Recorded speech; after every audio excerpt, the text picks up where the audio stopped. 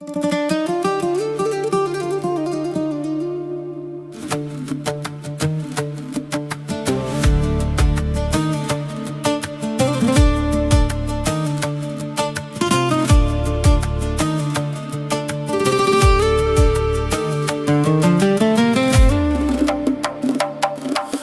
خیلی گدایان که زر و سیم نداریم، چون سیم نداریم ز کسی بیم نداریم. در راه تو دل خون شد و جانم به لب آمد،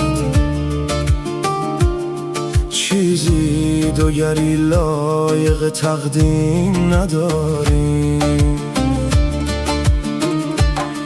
در کوی من ای شیخ مگو بی هدفت را، در عشق نداریم ز تکفیر تو پروا. هر لطفه که داری سنم با دگران به، جز روی تو ما هیچ نداریم و تمنا.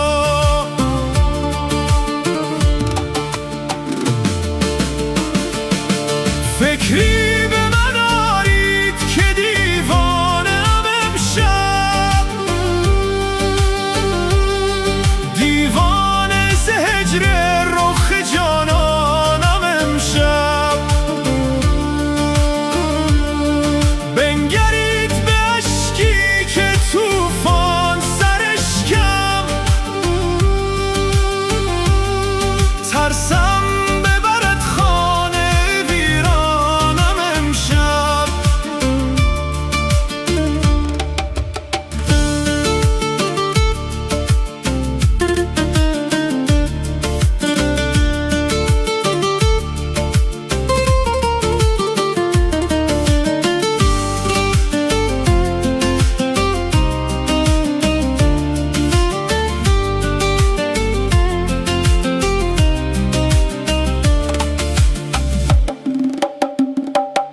ما خیلی گدایان که زر و سیم نداریم،